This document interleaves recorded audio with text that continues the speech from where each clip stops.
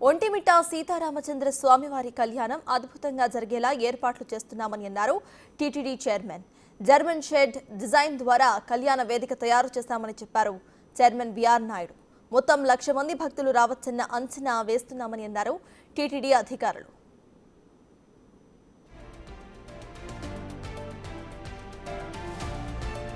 130 CC కెమెరాల security, 7 డ్రోన్లతో భద్రతా ఏర్పాట్లను పర్యవేక్షిస్తున్నట్టుగా తెలిపారు.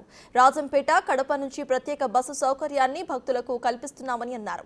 మౌలిక వసతుల రూపకల్పనలో పెద్ద ఎత్తున ఏర్పాట్లు చేస్తున్నామని, ఎన్నడూ లేని విధంగా పుష్పాలంకరణ చేపడుతున్నామని చెప్పారు టీటీడీ చైర్మన్. ఇక శానిటేషన్, త్రాగునీరు, అన్నప్రసాదాల ఏర్పాట్లు మునుపెన్నడూ లేని విధంగా చేయబోతున్నట్టుగా వివరించారు టీటీడీ చైర్మన్. రేపు జరగబోయేటువంటి ఏదైతే సీతారాముల కళ్యాణం ఉందో దానికి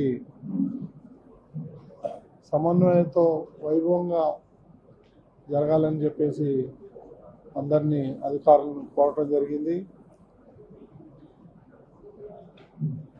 రేపు జరగబోయేటువంటి ఈ ప్రభుత్వం తరఫున ముఖ్యమంత్రి శ్రీ నారా చంద్రబాబు నాయుడు గారు పట్టు వస్త్రాలు, తలంబ్రాలు అవన్నీ సమర్పిస్తారు.